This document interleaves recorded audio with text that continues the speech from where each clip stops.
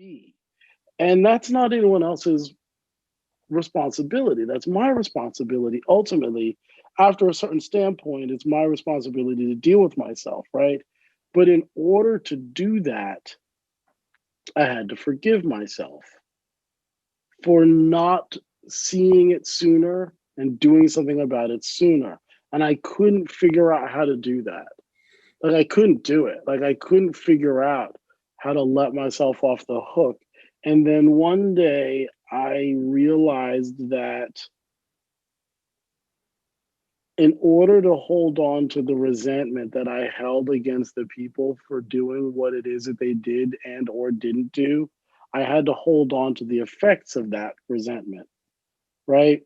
Like what they did, right? So in order for me to be pissed off at my second grade teacher for doing a bunch of like what I perceived at that age as really racist shit to me, still do ultimately, but like I have to then let what she did affect my life in a negative way in order to hold on to the resentment. Does that make sense? It does, and I have two thoughts.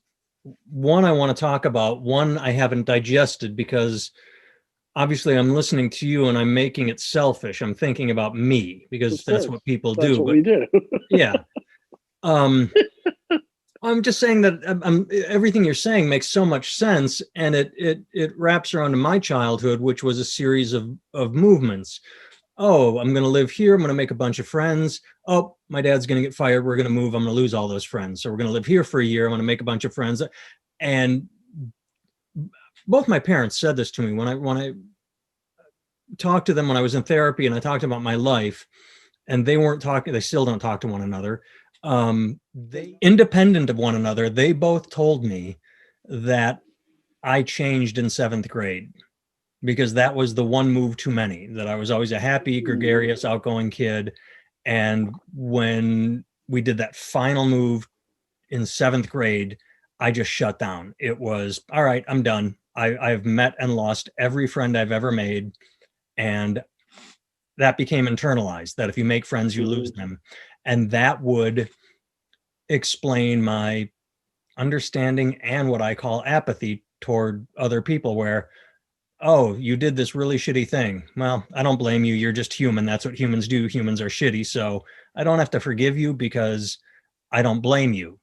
And listening to you, now I'm wondering what's fucked up in here that I don't want to confront in myself so that I don't have to forgive myself, because that seems more difficult than just letting myself off the hook by going, I don't blame me for anything because I had a shitty childhood. I don't think that's what I do. I think I'm very hard on myself, but you've challenged me and I don't really know. I don't have an answer.